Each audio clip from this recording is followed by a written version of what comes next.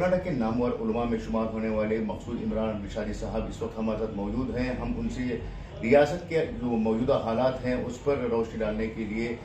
खुसूसी गुफ्तगू करने जा रहे हैं। इनकलाब न्यूज़ में आपका इस्तकबाल है मौलाना। सबसे पहला मेरा सवाल है कि इस वक्त रियासत कर्नाटक में मुसलमानों के लिए जो है सियासी कायदीन का हल्का कमज़ोर होता जा रहा है, इस पर आपकी क्या राय है? उसके लिए हमारे जो पिछले सियासी कायदीन हैं वो एक हद तक जिम्मेदार भी होते हैं, क्योंकि जब डीलिमिटेशन हुआ उस वक्त पर जहां मुस्लिम आबादी ज़्यादा है उसको रिजर्व कर दिया गया। उस वजह से भी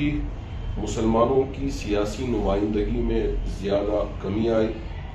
और बाज़ जगहों में जहां मुसलमानों की तादाद ज़्यादा है तो वहां पर भी जो कई सालों से एक दूसरे मज़ाहिब के रहने वाले कायदीन हैं उनकी मौजूदगी को ही बरकरार रखा गया, जिसकी वजह से मुस्लिम कायदीन की जो तादाद थी उसमें कमी आई। इसके अलावा जो है पिछले कई सालों से जो मुसलमानों के मसाइल हैं उन पर बात करने के लिए मुस्लिम सियासतदान तैयार नहीं, असम्बली में हो या फिर कॉर्पोरेशन में हो या कम से कम स्टेज के ऊपर जो है बात करने से कतरा रहे हैं और हिकमत का हवाला देकर खामोशी कर रहे हैं। क्योंकि जो अहबाब सियासी कायदीन होते हैं उनके पार्टी के कुछ उसूल होते हैं, तो उस उसूल की बुनियाद पर उनके हाईकमान के जो हिदायत होते हैं उन हिदायत पर अमल करते हुए वो खामोशी इख्तियार कर लेते हैं। उसी वजह से हज़रत उलमा ने उनसे मिलकर ये गुफ्तगू की कि आप ये पार्टी के कायदीन हैं या मुस्लिम कायदीन हैं, दोनों में बहुत ज़्यादा फ़र्क होता है। जहाँ मुसलमानों पे जुल्म होता है या मुसलमानों पर ज़्यादती होती है, ऐसी सूरत में अगर उसका हल न निकाला जाए और उस जुल्म को जारी व सारी रखा जाए तो ये फिर सियासी कायदीन होने का कोई फ़ायदा नहीं होगा, जिसकी बुनियाद पर आज कई एक मसाइल का सामना हमें करना पड़ रहा है। उस वजह से हमने भी सियासी कायदीन के सामने सवालात रखे हैं कि आप अपनी पार्टी में किस हद तक असरअंदाज हैं, क्या आपकी बात चलती है या नहीं है, तो वो भी इस सिलसिले में जवाब दे रहे हैं। तो हम उम्मीद करते हैं कि आने वाले दिनों में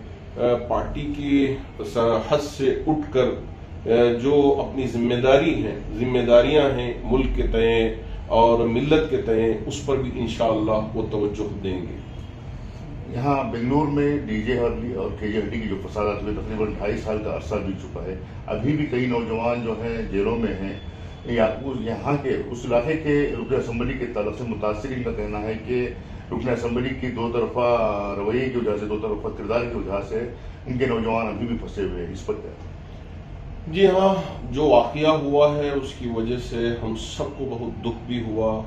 और उसके बाद मुसलसल हज़रात उलमा भी और इसी तरह मुस्लिम सियासी कायदीन को लेकर जो कुछ किया जा सकता था वो किया, जिसकी वजह से 450 में से अब सिर्फ 30 पर 8 बाकी हैं, जो 30 पर 8 अंदर हैं, तो उनके सिलसिले में भी कोशिशें हो रही हैं। ये नहीं है कि आप यहाँ जाएं और यूं लेकर आ जाएं, ऐसा नहीं हो सकता। इन पर जो कुव्वतें हैं, वो जो दफात लगाए हैं वो बहुत सख्त दफात हैं। उस सिलसिले में हमारे उकला से भी हमारी बात हो रही है और वो भी पूरी कोशिशें कर रहे हैं कि किसी भी तरह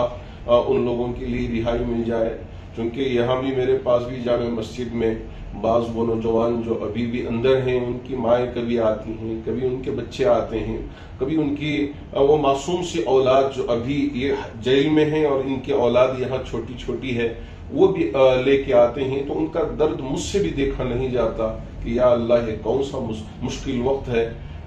तो इस मुश्किल वक्त में हमें सब्र की भी तौफीक अता फरमा और साथ ही साथ उनके निकलने की कोई राह निकल जाए। और चूंकि ये सुप्रीम कोर्ट की तरफ भी अब जा रहा है मसला, उस वजह से भी हमारे वकला कोशिश कर रहे हैं कि किसी भी तरह इनमें से कुछ लोगों के लिए जो दफात NIA की तरफ से लगी हुई हैं तो उन दफात में कमी आ जाए और ये बाहर निकलने में कामयाब हो जाए। कोशिशें हो रही हैं, उम्मीद है अल्लाह इसका बेहतर नतीजा देगा। सबसे अहम एतराज़ जो है जो मुतासिरीन हैं, हमने उनसे मुलाकात की, उनका कहना है कि शुरुआत में बाज़ तंजीमें हों या मजहबी कायदीन हैं वो पहुंचे थे, बाद में जो है उनका कोई पुरसान हाल नहीं है। کیونکہ ابھی بھی جو جیلوں میں بند ہیں وہ ان کے ہاں فاقہ کشی کا عالم بنا ہوا ہے.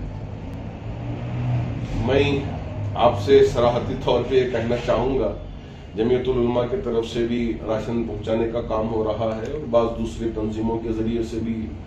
راشن پہنچانے کا کام ہو رہا ہے. جتنی حد تک ہو سکتا ہے، اتنا نہیں ہے کہ جس کے ذریعے سے مکمل طور پہ وہ مطمئن ہو جائے، ایسا ممکن نہیں ہے. جتنا ہو سکتا ہے اتنی ہم بھی کوشش کر رہے ہیں اور ہماری بڑی بڑی تنظیمیں بھی کوشش کر رہے ہیں. ہو سکتا ہے اس میں، اس لیے کہ جب مسئلہ گرم رہتا ہے تو اس کی نوعیت الگ رہتی ہے، اور جیسے جیسے کچھ وقت بیت جاتا ہے تو اس کے اندر تھوڑا سا نرمی بھی پیدا ہو جاتی ہے. تو ہم ہمارے تنظیموں کے ذمہ داروں سے گزارش کرنا چاہیں گے کہ آپ اس طرف بھی توجہ دیں، تاکہ ہمارے ان احباب جہاں اگر ان کے پاس کچھ کھانے کے لیے نہ ہو، یا ان کی ضرورتیں پوری نہ ہو رہی ہوں، یا ان کے اسکول میں پڑھنے والے بچوں کی فیس کا مسئلہ ہو، تو ان سارے مسائل میں ہم کو ساتھ دینا چاہیے، ملت کو کھڑا ہونا چاہیے. میں تنظیموں کے ذمہ داروں سے بھی اس کی طرف متوجہ ہونے کی گزارش کرتا ہوں.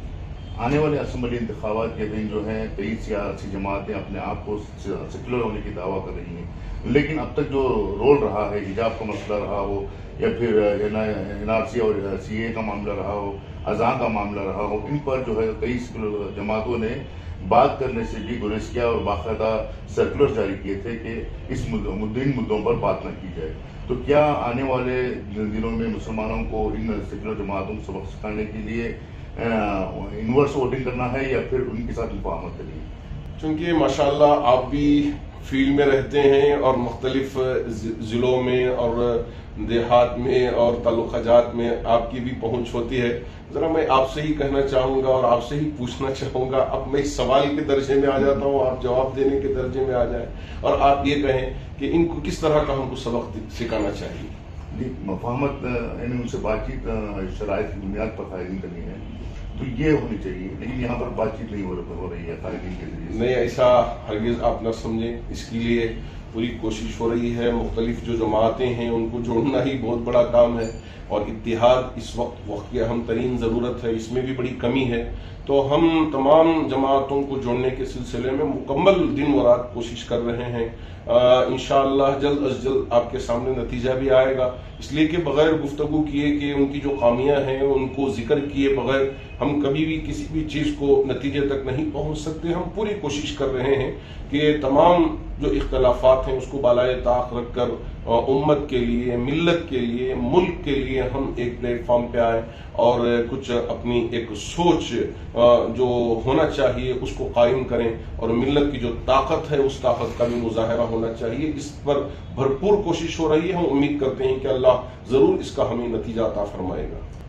پلکیشن نگر کے جو MLA ہیں اکھنڈ سرینواس، ان کے تعلق سے جو ہے وہاں کے مسلمانوں کے اندر جو ہے بہت ہی منفی رائے دیکھی گئی ہے. تو اس سمت میں کیا یہاں کے ذمہ داران کچھ بات چیت کرنا چاہیں گے ذمہ داروں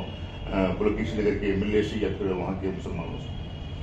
وہاں کے جو لوکل احباب ہیں وہ بھی اس سلسلے میں مشورے کر رہے ہیں،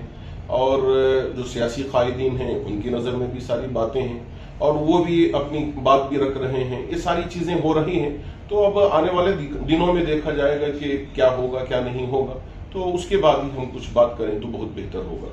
آخری سوال یہ ہے کہ آنے والے اسمبلی انتخابات کے لیے آپ کی جانب سے کیا پیغام دینا چاہیں گے؟ دیکھیے، ووٹ بہت بڑی طاقت ہے، اسے ہم معمولی نہ سمجھیں. تو 2-3 چیزیں جو پچھلے جب الیکشنز ہوئے تھے اس میں ہم نے دیکھا اس کے اندر کمزوری پائی گئی، تو میں کہنا چاہوں گا کہ ہم اس کی طرف سب سے پہلے